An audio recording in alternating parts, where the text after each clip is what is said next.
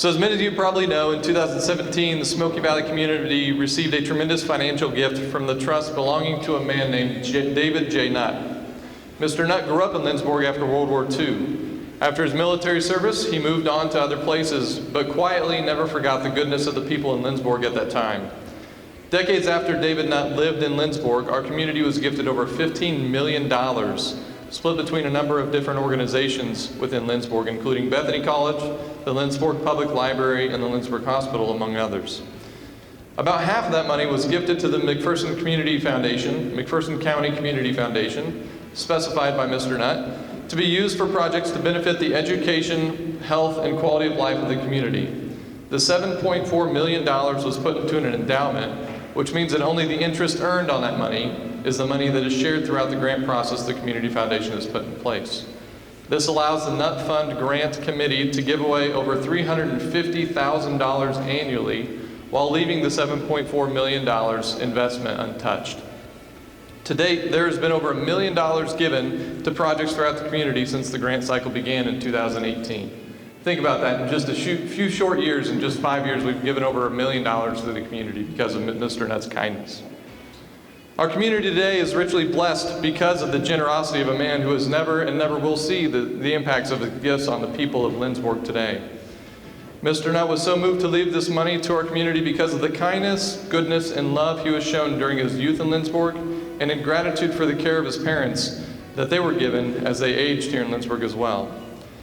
So this year, in partnership with the City of Lindsborg Recreation Department, USD 400 is recipient of a David J. Nutt grant in the amount of $145,000 for the purpose of finishing the Field of Dreams by adding fencing and dugouts to upgrade the current field.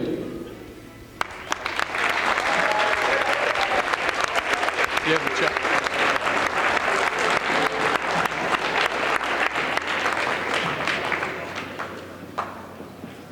I'm Beth Ferguson, and I am the Recreation Director here for the City of Lindsborg. With this grant money, we are very excited about. It is going to allow us to finish the fencing around the entire field. It's going to allow us to get 2 new dugouts, and then also add a bathroom, a portable bathroom situation out there for people to be able to have for games. Obviously for the high school, this has been a project that they've been wanting and working on for many years. It has allowed them to be able to practice here in Lindsborg, to be able to play some JV games over there. And by adding this with an additional scoreboard that will also be added, they will be able to make this a playable game field for both varsity and JV. And then it allows us for this summer to be able to move some of our youth programs. We have a lot of traveling baseball teams and softball teams, as well as rec teams. And currently we use the 2 softball fields at the Bethany College Sports Complex. And this will allow us to be able to have more practice time, more game time, and possibly even host tournaments is the ideal situation within the next couple years. Designed by Ferdinand Boberg, one of Sweden's premier architects at the turn of the century, the Swedish Pavilion is the only example of Boberg's international exposition buildings in existence today and is one of the very few international buildings remaining from the 1904 St. Louis World's Fair. The building followed the design of a traditional Swedish manor house honoring the architectural past of Sweden. The pavilion was fabricated in Sweden and then dismantled and shipped to the United States. The pavilion opened to visitors on May 9, 1904, and it showcased the best of Sweden at the 1904 St. Louis World's Fair.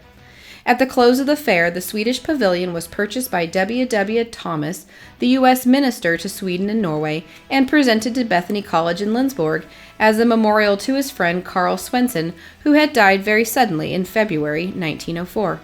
It has served as a classroom for domestic sciences, the library, museum, and the home to the art department for more than 60 years under Swedish-born artist Birger Sandzane.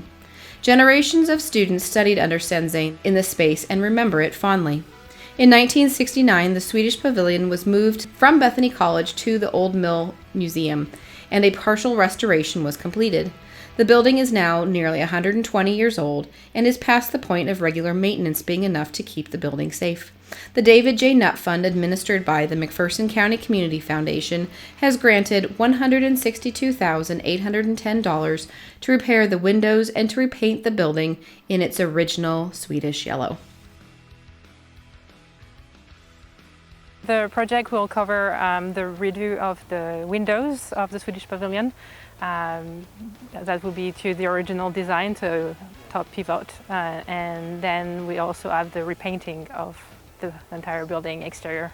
Yes, I can let you just have a look around, but yeah, it's in dire need, especially the windows where you've got some, it's not weatherproof anymore, so now it really needs some repair.